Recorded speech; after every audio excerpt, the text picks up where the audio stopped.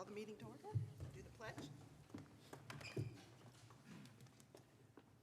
Pledge allegiance to the flag of the United States of America and to the republic for which it stands, one nation, under God, indivisible, with liberty and justice for all. If you'll please stand for a moment of silence.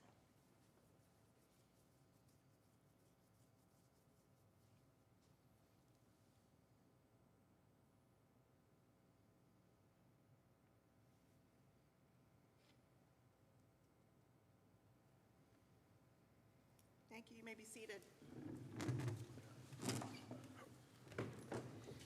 Calling the meeting to order. President's prerogative. We have a lot of good information tonight and a lot of exciting things. Congratulations to the boys cross-country team. They won the ACAC championship this past weekend. The team placed 4th at sectional, allowing the team to advance to regional next weekend. The girls team placed 7th, and Leslie Sprankles individually moves on to the regionals with a 2nd place sectional finish. It's a great job to all of our runners. I know that's a hard season and a lot of work. Congratulations to the Buff and Bingo Brigade. The band will be going to the state competition after receiving a gold rating at semi-state on Saturday. Great job to the band. Good luck at the state competition. It's on November the 6th, and they perform at 1:36. I also know that they have a lot of work during their time and practice in getting there. If you noticed outside in the commons and through all of the schools, today was fall parent-teacher conferences. Thank you to all the teachers who are putting their work in for that and to parents for making it a successful day. In addition, we were told this evening that esports had their first win recently. And then at state conference, we were given our Kids Caring and Sharing from Riley award for the school. Moving on to public comment. Hey, Julie? Yeah. The band is actually the 23rd. November 23rd? October. 23rd. October 23rd. I thought it was sooner than that. Okay. Thank you. October, that's next weekend. Okay. October 23rd, excuse me. Moving on to public comment. No public comment. Moving on to consent agenda items. They were all in our board packets. We all had the chance to review them. A nod of the head shows they're approved. Okay, moving on to reports and announcements. Mrs. Meitzler will give us an update on the community working group report. Bring my glasses on. It's good to be with all of you tonight. I am here to give you some information about the community work group. The group of 15, which started as 12, we added 3 members to our committee, and we have met 2 times already, and it's been going very well. I will just briefly tell you a couple of things we've been doing. One is we've established kind of what a goal is for our group, and that is to promote, that BHMSD promotes an environment where all students are safe and accepted. It is our goal to enhance and improve practices, emphasizing regard for all races, cultures, abilities, gender, sexual orientation, and religions, while also having respect and tolerance for views that may be different. So we really focused on that goal as we had conversations about 2 different things. And in the first meeting, we talked about kind of some background knowledge. What do we already do at Bluffton? And we kind of filled in some holes as to what kinds of training have teachers had, what kind of lessons have students had in these areas, what do we do about bullies and bully prevention and student safety, any information about discrimination policies, and then also survey results from a variety of surveys from either parents, students, staff, or we did a survey called a Trusted Adult Survey in the middle school and high school 2 years ago. So we shared that information in the first session, and then in the second meeting, we spent time talking about 2 different pillars in our group, and that was on climate and space, and hoping to find ways that we can seek to provide access for all students across the school community to all school activities, and then also providing equitable opportunities for students to participate as well. So lots of good conversation. We've really started to establish ourselves as a working group, getting to know each other, spending time making sure that we can talk freely with one another, and so we're spending the appropriate amount of time doing that as well, and then really focusing on those areas that help us to lead to that goal. So we'll provide an update to you each month, or I will, and then hopefully I'm hoping by December we have some recommendations for you as a board to consider for the school to do moving forward. So to kind of give you an update of where we're at. I'd be happy to answer questions if you have any at this time. The survey, you mentioned the Trusted Adult Survey. Will you repeat that? Yes, that's something that I will work with our school counselors on to see when would be the appropriate time to do it again, because as you know, our students change, and so we're going to have to put that into a cycle. But it was a great survey result in that when we did that, students at the high school and the middle school, I want to say like 96 or 97% of them named a trusted adult right away. And every adult in both buildings was named by some student. Every single adult. Bus drivers, cooks, custodians. So that was encouraging as well. And then our school counselors worked with students who said they didn't have someone that they connected with to try to help those students make those connections. So I will work with the school counselors to see when we'll put that back to play again. It's not something we'll probably do every other year, but I could see that every 2 to 3 years, because you're going to cycle through different students in each building. Well, I'd also like to share that we were talked about down at the fall conference with how we've reacted to the situation that we had in front of us with the flag situation, and a lot of districts commended us on how it was handled and how we approached it. And then I shared with a couple about the community group too, and they thought that was really a great idea. So I think you know, people are watching what others are doing, and I think people are asking info about what we had done. Sure. So it was good all the way around. Thank you. Any other feedback for the group or questions for me for the group? Thank you. Thank you, Thank Mrs. you. Meisler. Thanks. Mr. Baker and Mr. Baxter to discuss the new CTE program. Thank you. Very excited. You had a lot of exciting news, Ms. Thompson. We have exciting news here with our CTE program as well. I'm having Sebastian Baxter, our guidance counselor, he will follow me up here in just a minute and give you more details about the program. Just wanted to give you a quick review. CTE program, graduation pathways, next level programs of study, all kind of the same thing. And at Bluffton High School, we house our welding program, which has won an award at the state level, and we have a waiting list to go in there. Culinary arts, HSC, early childhood, 2 business pathways. We really offer our students a wide variety for that. Dr. Yates had some communications with him and our CTE director, Brittany Clower, and came up with the idea of we'd expand what we do. And so we looked at electrical and plumbing. Talked to our community, listened to our community. There's no program in all of Area 18, that's Adams, Wells, Huntington, several counties around us. There's no program for our students to have in electrical or plumbing. So we listen to our community, listen to our students. Mr. Baxter will give you the results there. But what we'd like to do starting next year, after we hopefully find an instructor, is to offer either plumbing or electrical or both, depending on how it goes, as another pathway, another program of study, another career technical education for our students that will fit the needs of our community. It will be a 3-course program. It'll start off with a principles class that we would start next year, and then we would move into electrical or plumbing fundamentals and then advanced electrical or plumbing fundamentals. So it'll be a 3-course program that we would have, and we would house it right here with our students, and we would invite other Area 18 schools to participate with us. So we're excited for that as well. Pieces are coming together, and those pieces were first initiated by Mr. Baxter, which I'll now have him share with you how the process and how the students are involved with that. Hi, like you said, my name is Sebastian Baxter, the guidance counselor at the high school. Just again, thanks for having me today.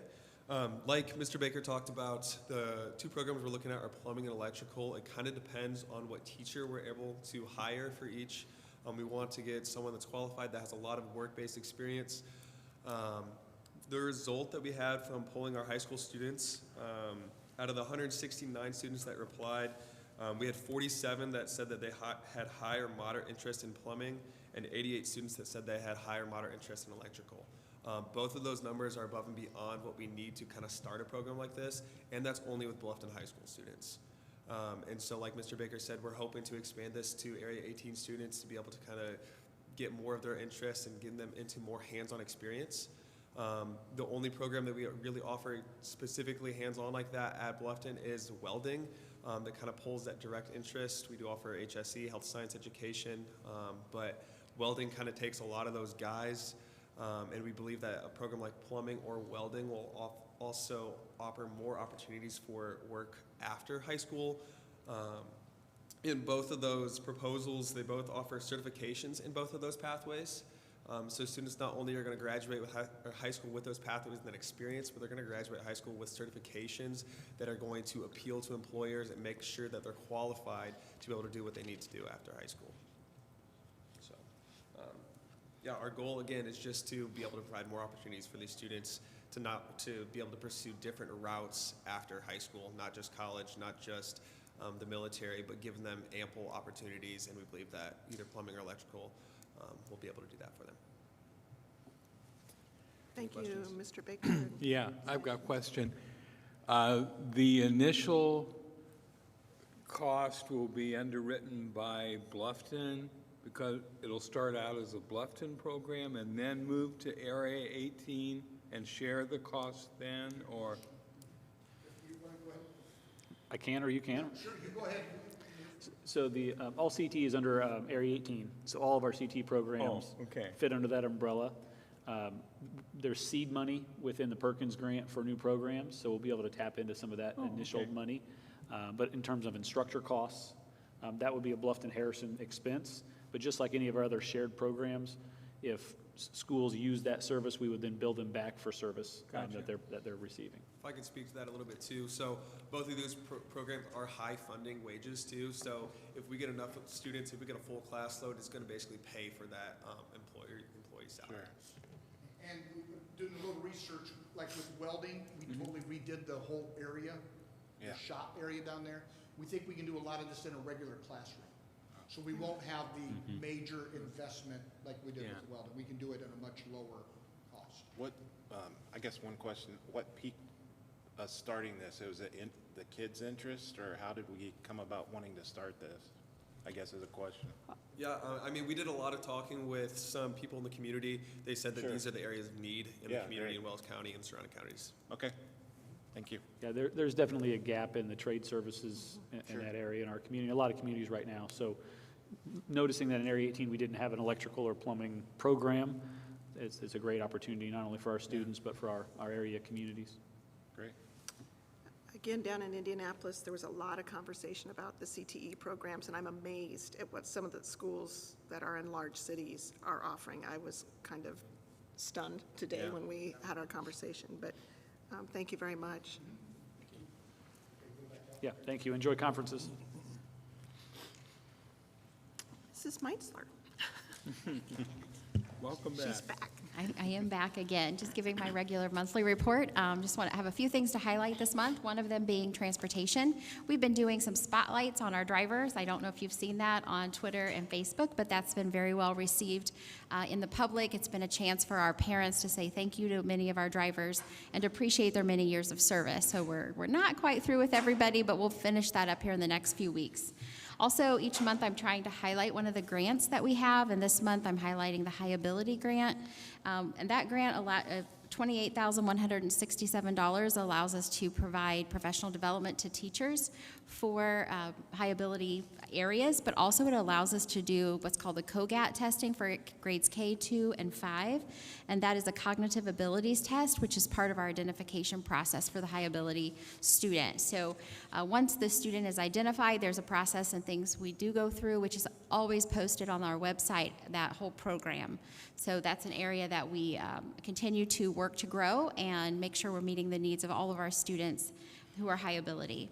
We also have one outstanding insurance claim, and that's on an athletic scoreboard. We're waiting on some pictures and things to be sent to the adjuster so we can move forward with that.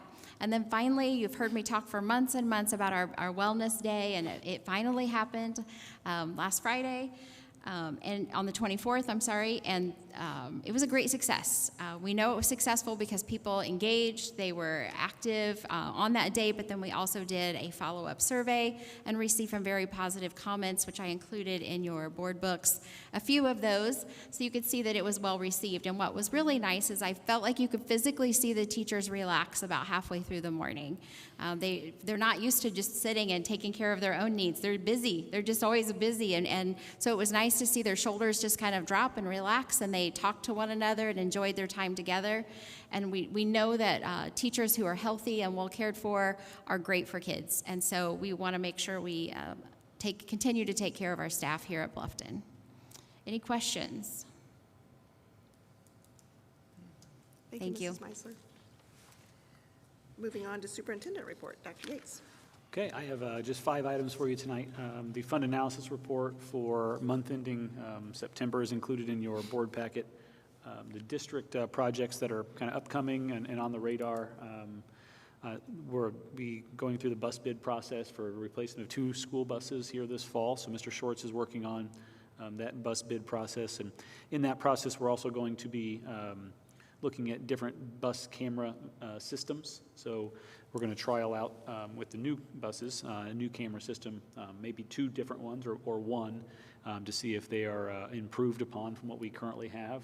That may be a future item come spring or summer of next year to address upgrading our camera systems on our buses.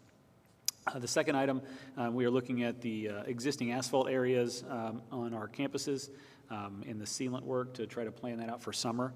We did not get any sealant work done this past summer. They were kind of backlogged due to the pandemic. So we're hoping to get on schedule this winter with some encumbrances here between now and the end of the calendar year. That way we can solidify our timeline on the summer of '22. And then the third item there, just as an update, I've met with Mr. Thompson in regards to baseball, softball fields. We have an order out for dirt, but he's been in conversation with some vendors, and we're thinking we need to enhance that quantity that we've had ordered.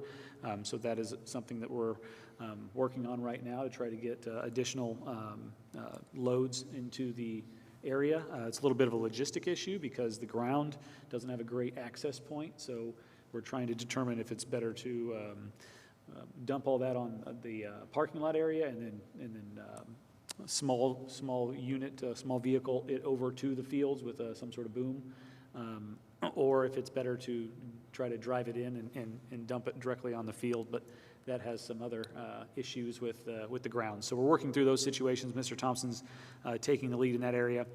Also, our maintenance staff are addressing the press box and concession stand area. We have moisture issues in those 3 structures, so they are going to be putting in a new interior to those places to be a moisture barrier.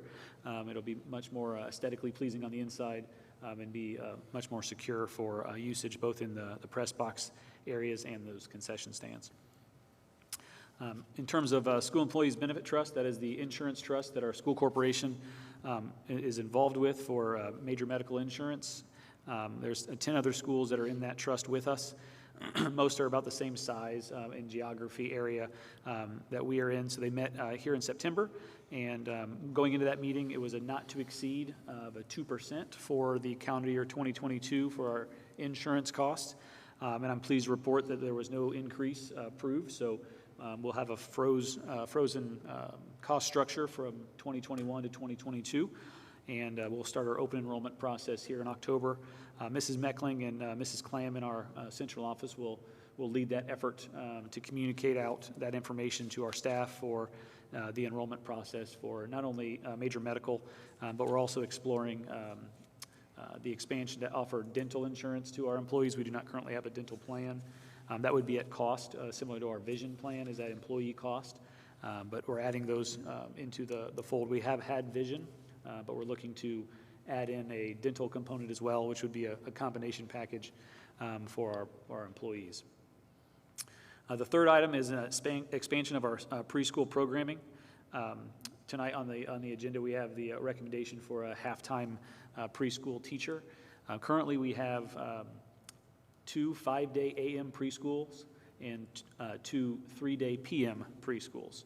So the need in our community for preschool, we are already, if not the largest, one of the largest preschool providers of early childhood education in our community, and we have a need for additional. So we've had an increase in number of special education students needing service, and when we bring in additional special education students, we also need to have general peers to go along with those students, so that it is a nice mix of a classroom population to best serve all students. So in looking at our accounts and where we're tracking in terms of enrollment for preschool, we're looking to expand that into a third 5-day AM program. So that's exciting for our elementary school. It's another expansion of that program. Mrs. Linderwell is doing a fabulous job with her team there, but it is a daunting task there at the elementary school when you consider the amount of preschool kids that are there, and then also the kindergarten through 4th grade students that are serviced in that building as well. And then the final item, just as an update to make you aware, as you know, we're a part of the Adams Wells Special Services Cooperative. That cooperative services schools in Adams County and Wells County, North Adams, Adams Central, South Adams, Northern Wells, Bluffton, and Southern Wells. And currently, the Adams Wells Special Services is located here in Bluffton under a lease arrangement at a local establishment, and we're in our final year of that lease, and they are considering looking for a long-term location to potentially transition from a tenant lease scenario into an owner scenario where they would have a permanent office location. In addition to that, the American Rescue Plan Act, commonly referred to as ESSER funds here in our world for the last year, they also received funding from that as well. So they just received that information here in the last month, and they're able to use that funding potentially for an office location as well. So we are, as a full board, those 6 superintendents are exploring options to find a long-term solution for the Adams Wells Special Services Cooperative, and I'll keep you updated and informed as locations are identified and being considered. So those are the items I have to share tonight, but I'm happy to try to answer any questions you may have or any extra comments. I just have a question on the insurance. I can't recall if they have insurance, if a teacher has insurance, medical insurance through a spouse, can they pick the other 2 as a cafeteria plan? So we have a spousal carve-out in our insurance plan. The trust has that, but they can still take on an insurance for themselves. Okay. But the spouse wouldn't be able to be on a family plan. If they are, then they would be on a secondary level. They wouldn't be on a primary level. But if they use if the teacher uses the spouse's insurance, could they pick the dental and eye up individually? Yes. Okay. Yes. Yep. 3 separate plans. Okay. Yep. Thanks. Okay. Thank you. Moving on to unfinished business. Our unfinished business, our middle school roof replacement and improvements project. The district has advertised for requests for proposals for the construction manager as contractor, or CMC, as well as for roof replacement bids. Timelines for each proposal process have been included in your board packet. The CMC bids are due by October 18th, and the bid packets for the roof replacement are due by November 4th. Both of these timelines keep the district on pace for work to be performed in the spring and summer of '22. We did move up, as you recall, the roof process about a month in advance. All indications for roofing materials is a longer lead time due to the supply chain issues there.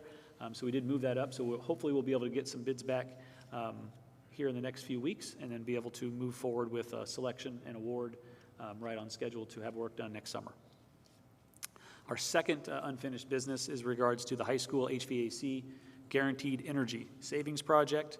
The district's met with MCOR to discuss the scope and services as part of the ongoing HVAC project. Their engineers are currently working on rooftop units to determine whether it's better to replace those units or to work through a retrofitting. So the insides would get updated in that retrofitting process, but the shell of those motors and of the housing of those motors would be kept. So they're looking at a cost value on replacement versus retrofitting. In addition, the scope estimation is evaluating the classroom and work areas to be determined, whether that equipment in those rooms, the actual classroom units, are fit for replacement or retrofitting, and then how many of those units we can get within the confines of the budget. So we're looking for the week of October 25th to reconnect with MCOR with a little tighter estimate in terms of the scope for that project. Any questions from Dr. Yates? Moving on to new business, resignation of personnel.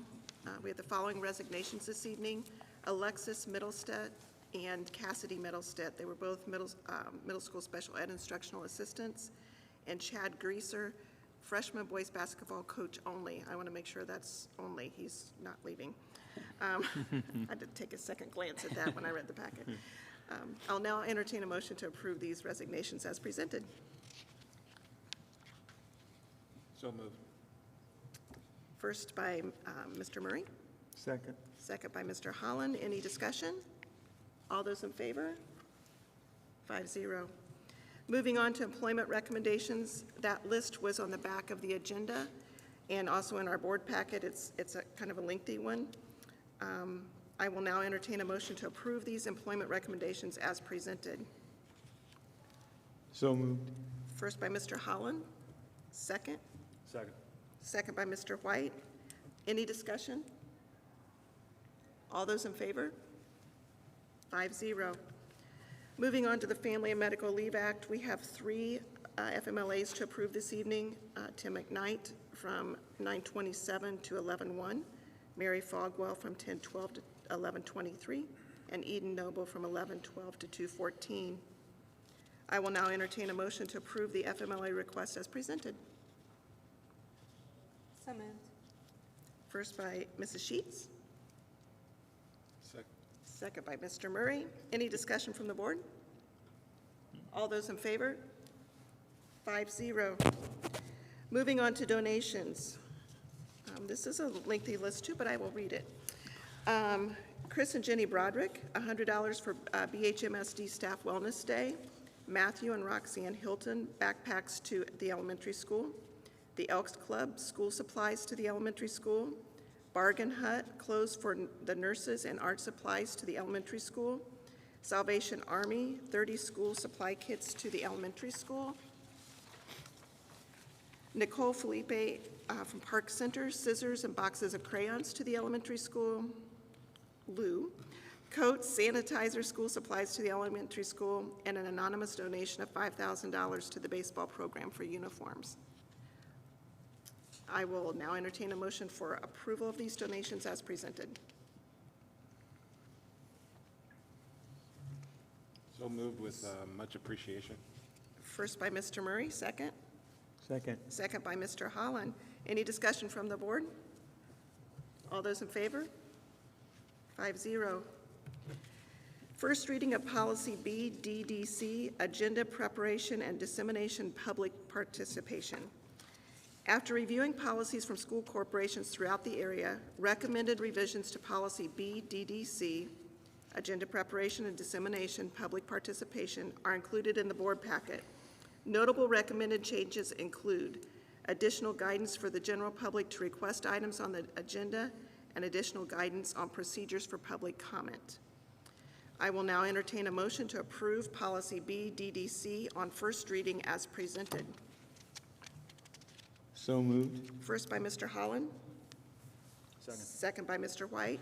Any discussion from the board? All those in favor? 5-0. Moving on to the review of policies as part of our ongoing review of existing policies. The following have been reviewed and no changes are being recommended at this time. DM, cash and school buildings. DN, school properties disposal procedure. EBAA, pest control policy. EBAA-R, pest control regulations guideline. EBB, suicide awareness and prevention. EBB-R, suicide awareness and prevention, administrative regulations and guidelines. I will now entertain a motion to approve the review of policies as presented. So moved. First by Mrs. Sheets, second. Second. Second by Mr. Murray. Any discussion from the board? I thought the suicide policies are very thorough. I took a deep dive into all of those, so I appreciate that. All those in favor? 5-0. Moving on to the 2022 school board meeting calendar. Included in the board packet is a proposed 2022 school board meeting calendar. The proposed calendar aligns with the 2021 calendar with the addition of a second October meeting as needed for any required contract negotiations or public meeting. I will now entertain a motion to approve the 2022 school board meeting calendar as presented. So moved. First by Mr. Holland, second. Second. Second by Mr. White. Any discussion on the calendar? All those in favor? 5-0. Moving on to the master teacher contract tentative agreement. The district and the Bluffton-Harrison Teachers Association have been negotiating a contract for the 2021 through 2023 school year. And a tentative agreement on the terms of the contract have been reached between both parties. I would like to thank the teacher representatives for their service on the BHTA negotiations team. That includes Mrs. Kim Mayer, a middle school teacher, Ms. Vicki Van Mater, a high school teacher, Mr. Kevin Powell, high school teacher, and Mrs. Becky Stotler, an elementary school teacher. Our discussions were highly professional, and I'm thankful for the BHTA's balanced concern for themselves and for the school district. In addition, I would like to thank President Thompson for her time and insights throughout the negotiation process.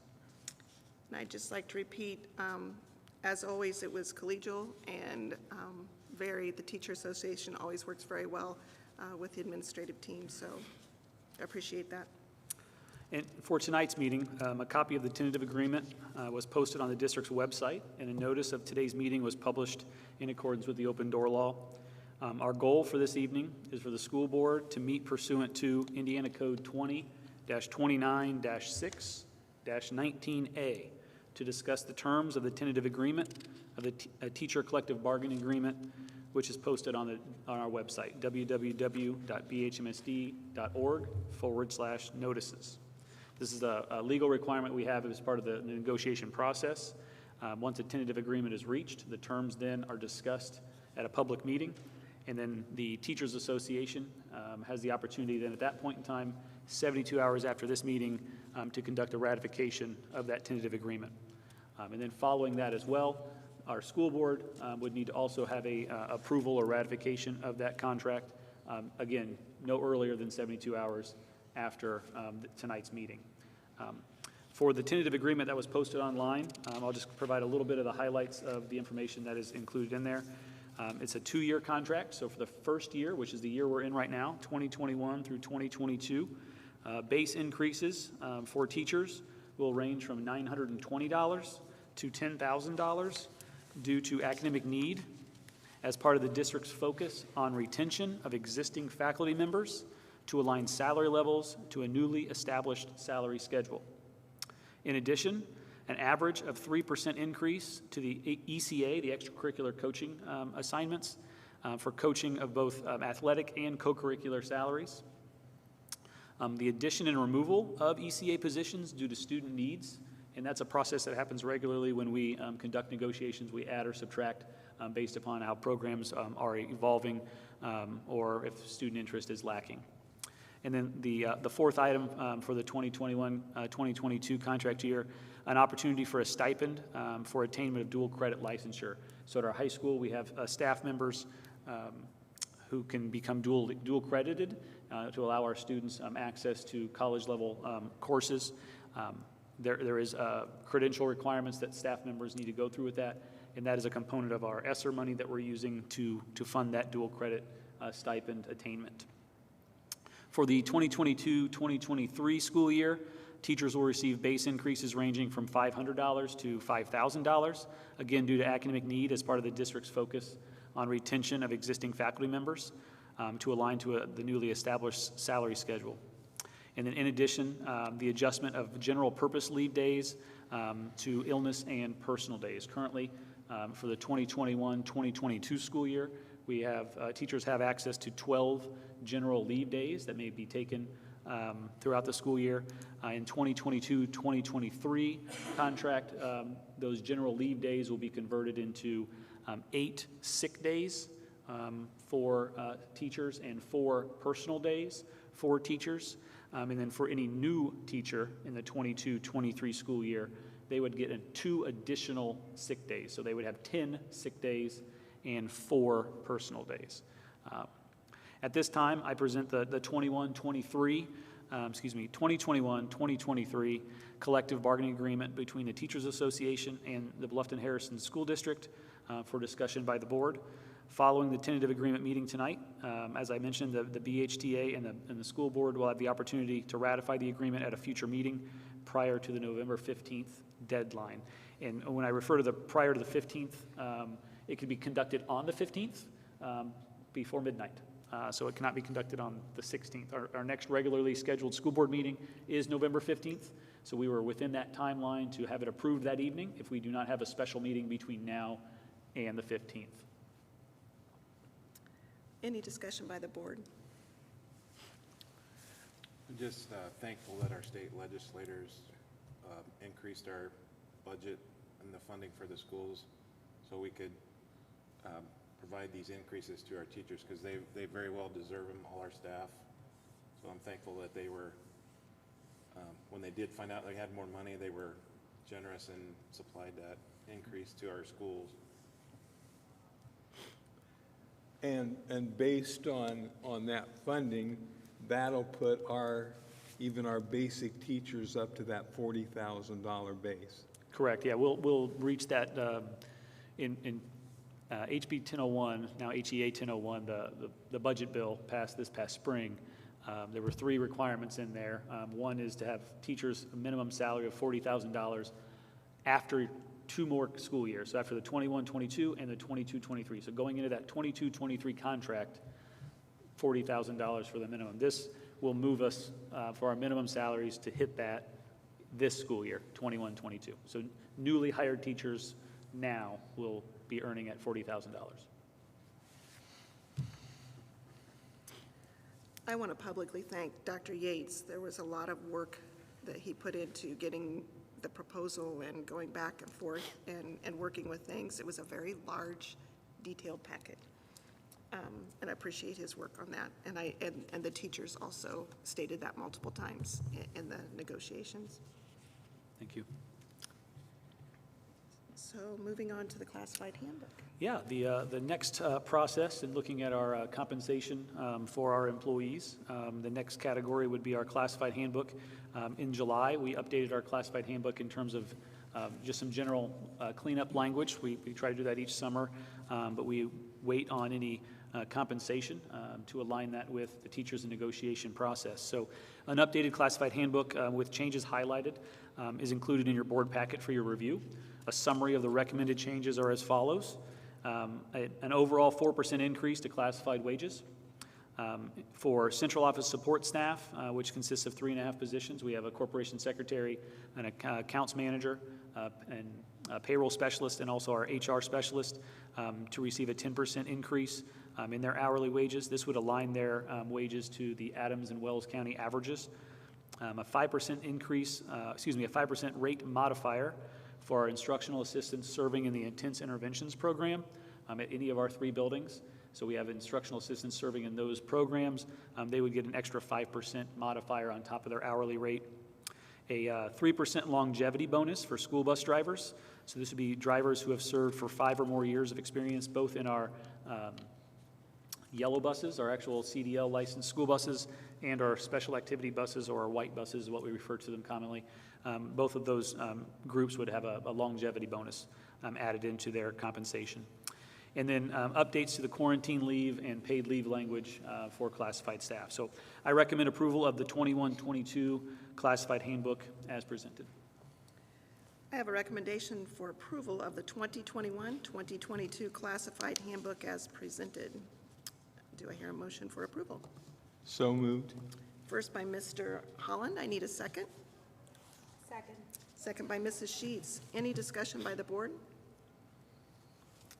All those in favor? 5-0. Classified work agreements and administrator contracts. The next employment group to discuss would be our classified work agreements. These are individuals that are not, their compensation is not aligned under the existing classified handbook. And then also our building level administrator contracts. I'm recommending an increase of 4% for positions serving the district under work agreements. And then also I'm recommending an increase of 4 to 6% for administrator contracts to align compensation with area averages and school demographic comparisons. So in general, our administrative teams would receive a 4% increase, except for 3 positions, which would be our elementary principal, elementary assistant principal, and our middle school assistant principal. Looking at those averages throughout the area in our kind of peer group, moving them by 6% instead of the 4%. So I recommend the approval of the classified work agreements and administrator contracts as presented. I have a recommendation for approval of the classified work agreements and administrator contracts as presented. Do I hear a motion? So moved. First by Mr. Murray. I need a second. Second by Mr. White. Any discussion by the board? Hearing none. All those in favor? 5-0. Moving on to the budget adoption. Over the past couple months, we've held a budget work session in August, followed by our budget hearing in September, and tonight, the annual budget process culminates in the adoption of the 2022 budget. The district's capital projects plan, bus replacement plan, and budget Form 4 are included in the packet for your review. In addition, 2 resolutions are presented in regards to the budget adoption process: the resolution to adopt the capital projects plan and the resolution to adopt the bus replacement plan. I recommend approval of the 2022 budget, capital projects plan, bus replacement plan, resolution to adopt the capital projects plan, the resolution to adopt the bus replacement plan, and the notice of adoption of the 2022 budget, which is referred to as Form 4, as presented. I have a recommendation for approval for the 2022 budget, capital projects plan, bus replacement plan, resolution to adopt the capital projects plan, resolution to adopt bus replacement plan, and notice of adoption of the 2022 budget as presented. So I need a first approval. So moved. First by Mr. Holland. I'll second. Second by Mrs. Sheets. Any discussion by the board? Hearing none. All those in favor? 5-0. Moving on to redistricting of school board precincts. Colin Andrews is here, our local attorney, tonight to provide us with a plan to redistrict the voter representation of our school district as required regarding our current board policy, BBB, school board member selection.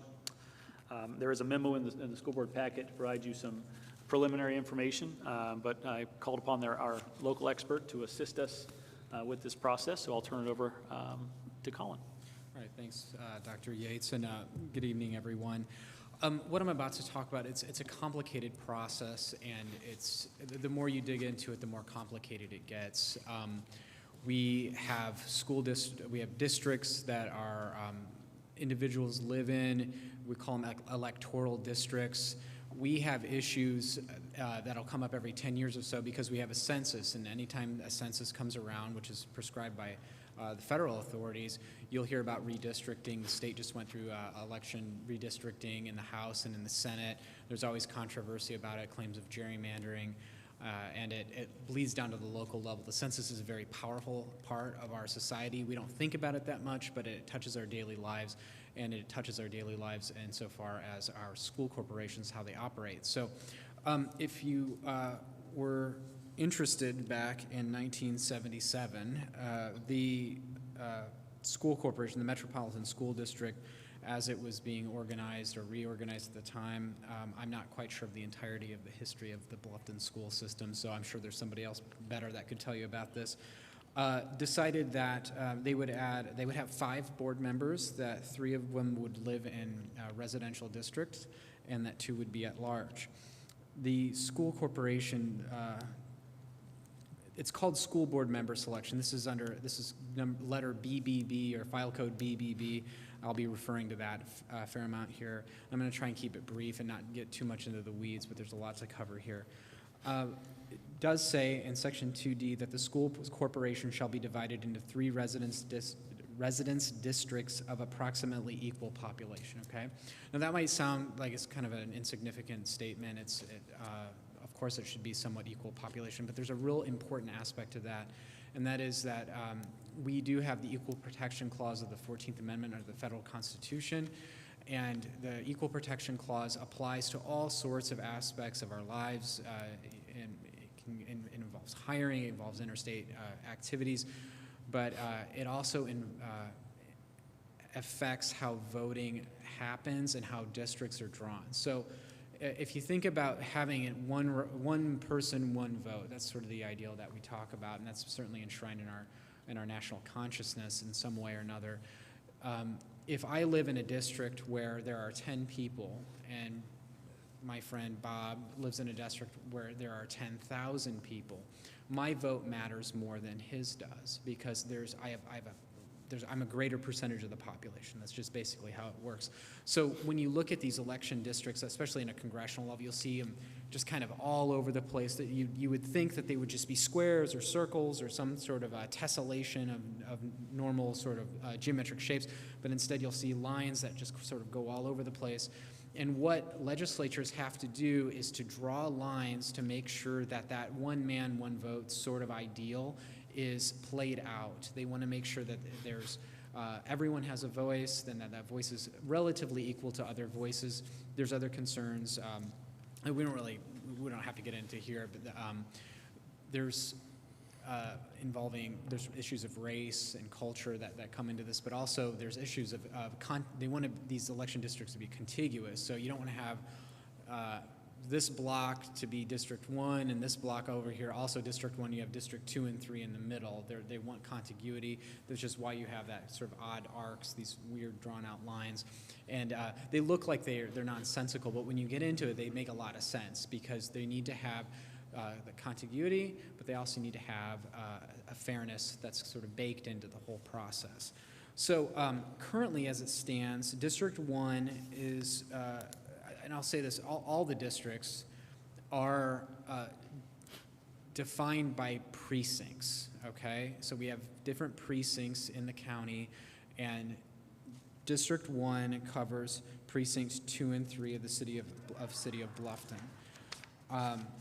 District 2 is precincts 5 and 6, and District 3 is precinct 4, okay? Precincts are arbitrary lines that are drawn. They are not political subdivisions like a township or a county or a city or a town or anything like that. They're basically lines on a map that determine where people vote, and you'll see when you go and vote in an election, you'll have your county precinct district. Okay, I've got to go up to the Presbyterian church, or I've got to go down here, because everybody has different precincts. In Wells County, you actually vote anywhere, but normally you'd have to vote in your precinct in a lot of different locations. So I don't want to get too caught up on the precincts because they're more involved in you think electoral politics on a legislative level or an executive level. But they matter for school boards because that's how we have decided to draw our lines. We follow precinct lines. We can't change what precincts are, but we can change what precincts we use, or if we use some other way of calculating who's voting from where and who needs to live where if they want to run for school board. But I'm going to go back to this. We've said that here as a school corporation that we want to divide into 3 residential districts of approximate equal population. And that school board at the time was simply recognizing what the federal government had been saying for quite a while, that school corporations, municipalities, the voting block needs to be spread out so that we're not marginalizing individuals, not putting everybody in one group and they have one representative and then we're going to have 10 of the richest in town, they get their own. That you can't do that. That's a violation of the Equal Protection Clause. So since the census has come out, we need to consider whether or not the current voting lines and I'll call them residential district lines, that's probably the better way to put it, are in accordance with this federal law. Now the federal law is really just the Constitution. It's the Equal Protection Clause of the Constitution. It gets played out over time in the courts, and that comes up through controversy. There's an issue of disenfranchisement of voters here, claims of gerrymandering here, and it all kind of bubbles upward to the Supreme Court. The Supreme Court makes decisions, and we follow those decisions based on what is called precedent, okay? The Supreme Court doesn't look out and look ahead and say, hey, if this happens in the future, we're going to do this, this, or this. They have to take what comes to them, and they make a decision. So we are, as lawyers, we look at these decisions and we pull out and glean out certain rules to live by, so to speak, from what they've said in the past. And one thing that we are somewhat clear about is that if the district is if your different precincts, let's say, or residential districts are roughly the same in population and they're contiguous, you're probably being consistent with U.S. federal jurisprudence when it comes to these sorts of things. The similarity is somewhere in between 10 and 15% or so. My humble opinion is that if you're under a 10% difference between two districts, you're presumptively in compliance with the Equal Protection Clause, okay? Now, when this was written back in the 1970s, shortly before I was born, in case anybody was wondering, Bluffton had a population of about 8,500 people. Well, Bluffton now has a population of over 10,000. I have looked for the census data. I have looked for the precinct-related census data. I have not been able to find it yet. I'll be working with the city and also with the state election individuals, Secretary of State, as well as maybe the census itself, to try and drill down exactly what the numbers are. The danger that we're running into is that we have to sort of not reorganize in a traditional sense, but we have to re-up, so to speak, and say, hey, these are the districts that we're working with. They're based on these precincts, and these precincts are substantially equal in number.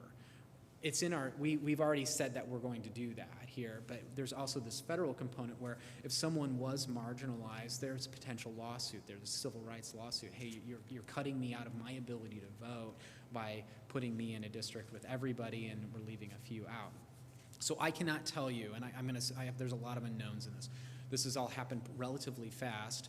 I don't know if the current structure that we have right now would be in accordance with federal law. I can't say that to you. We could find that out. If we found out that the way that we draw these districts is off, we would have to redraw them.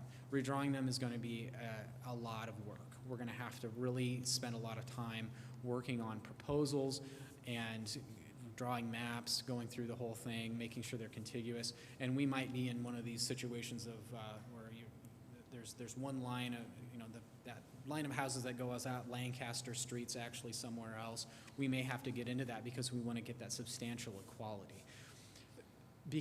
We have to do that because that's how we handle our own districts. We have residential districts. We've decided to do that. We have done that for a long time. But I believe that we are in the minority. Don't quote me on that. I believe that that's the case.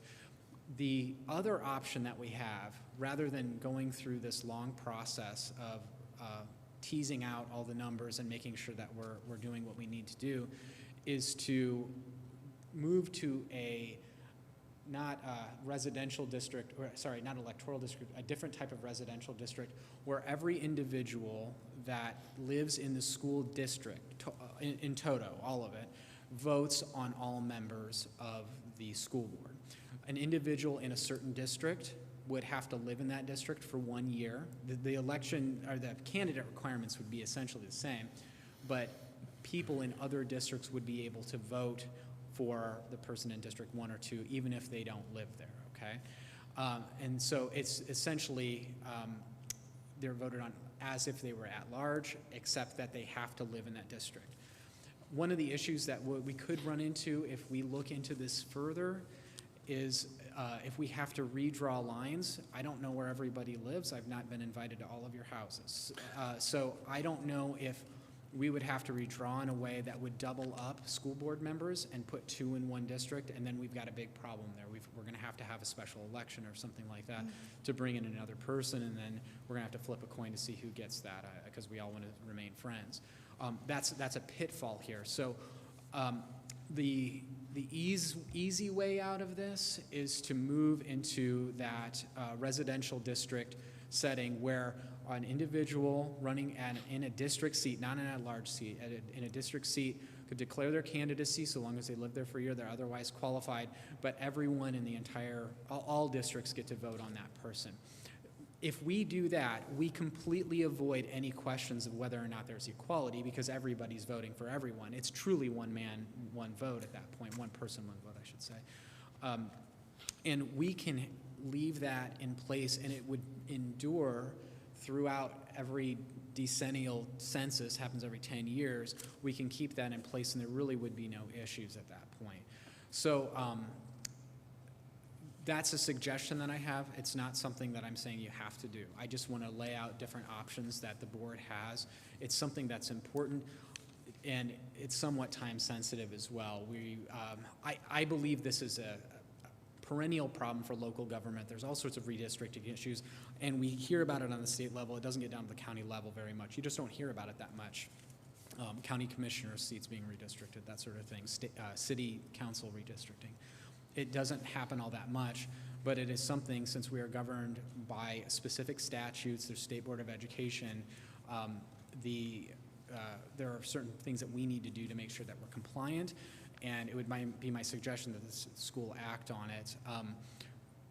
Because there is an election year next year, and the residency requirement would be from 1 year to the time of the election, if we bleed past November into December, then we could district out someone who would otherwise have been running. And I don't know if we would ever get in a situation where we couldn't find a candidate, but that November 9th date is sort of the date that would be best. That's too fast to really feel good about doing any of this.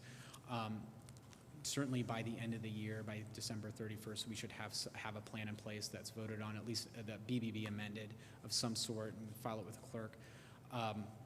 The other side of it, the other way to go is a move to that residential district where it's at-large voting for all candidates, essentially. So I'm here to give advice and consent. I don't have a position on it. I'm only here to tell you that's something that we need to do and ought to do relatively quickly.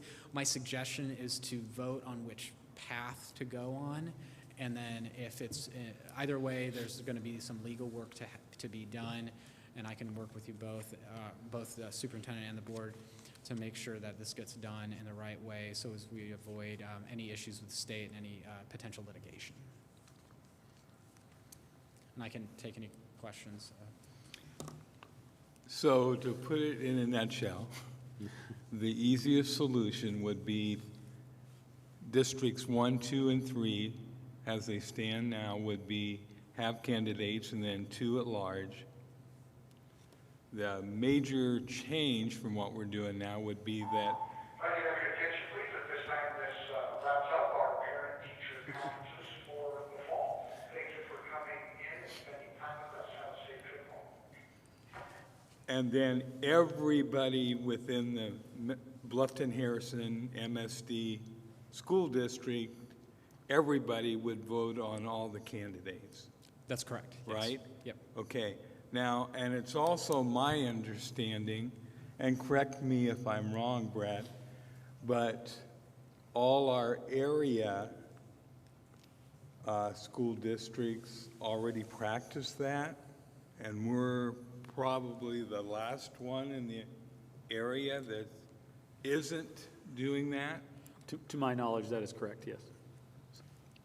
Has there been any major problems with that aspect of keeping the representative districts but allowing everybody else, to everybody within the school district to vote?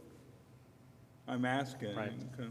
I'm not aware of any issues they've had. I Okay. mean, the residency requirements are still in place. Yeah, It would be the represented, the voting is what would change. okay. Yep. But I haven't heard any major dissension on that voting either, so that's why I'm, No, I've not. okay. And then the counter is to go through the map redrawing to ensure the equal representation by precincts.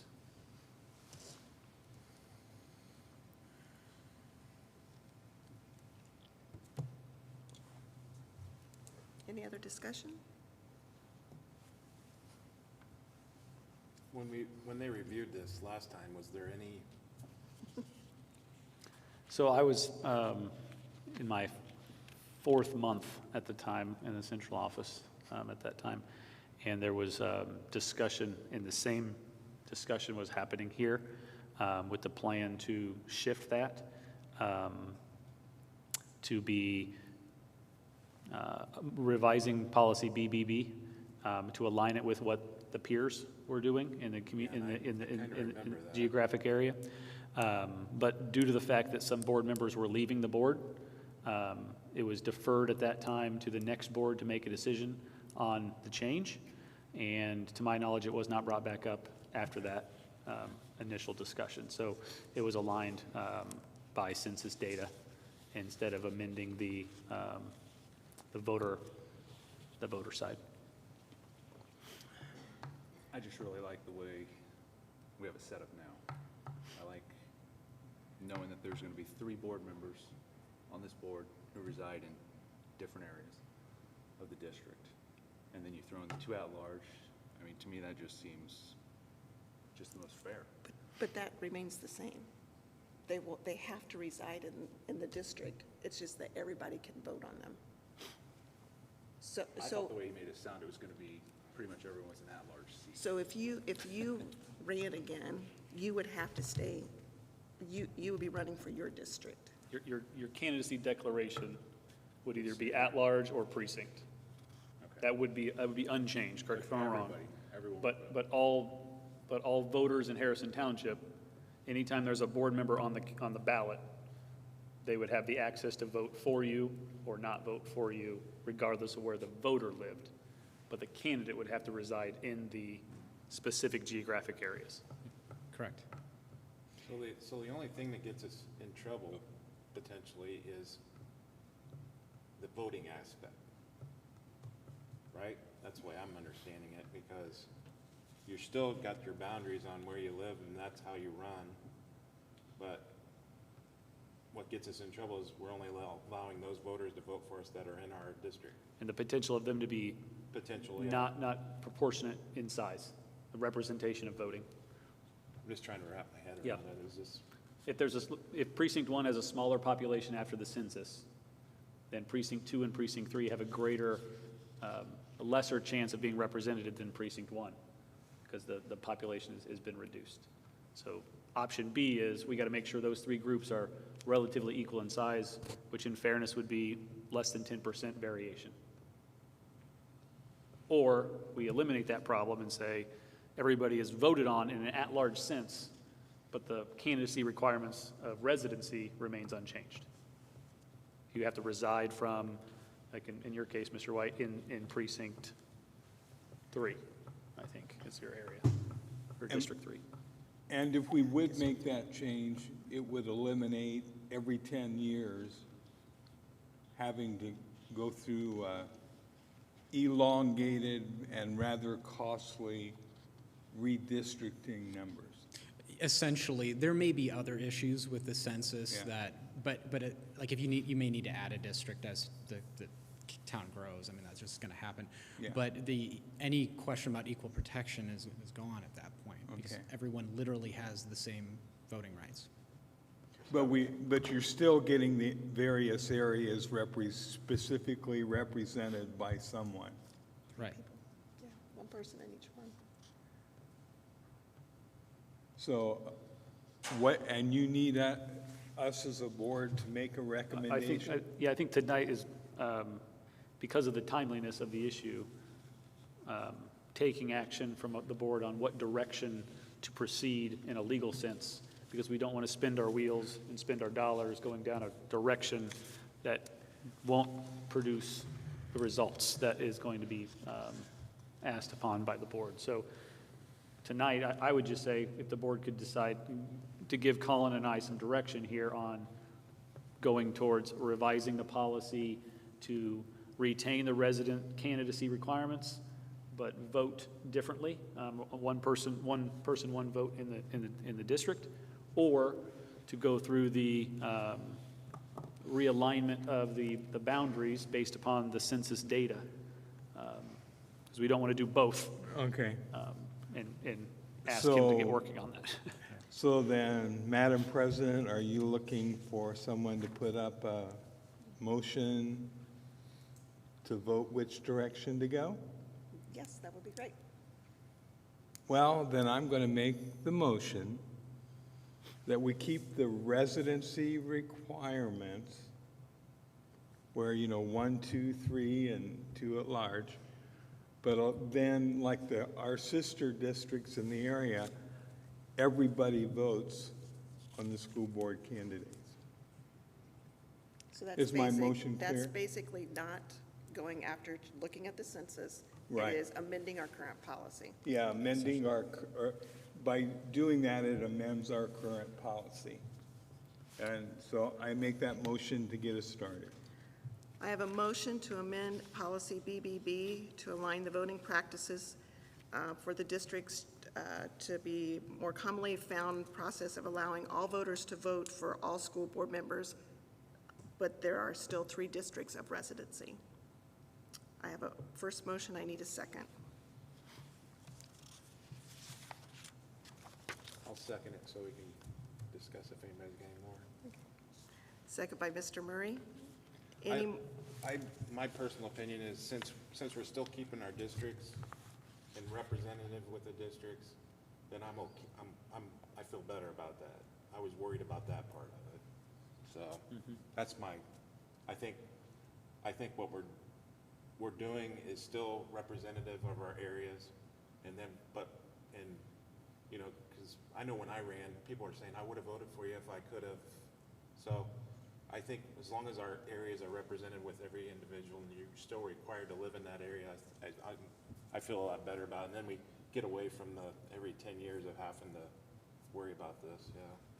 That's my opinion. I agree. okay. Any further discussion by the board? All those in favor? 5-0.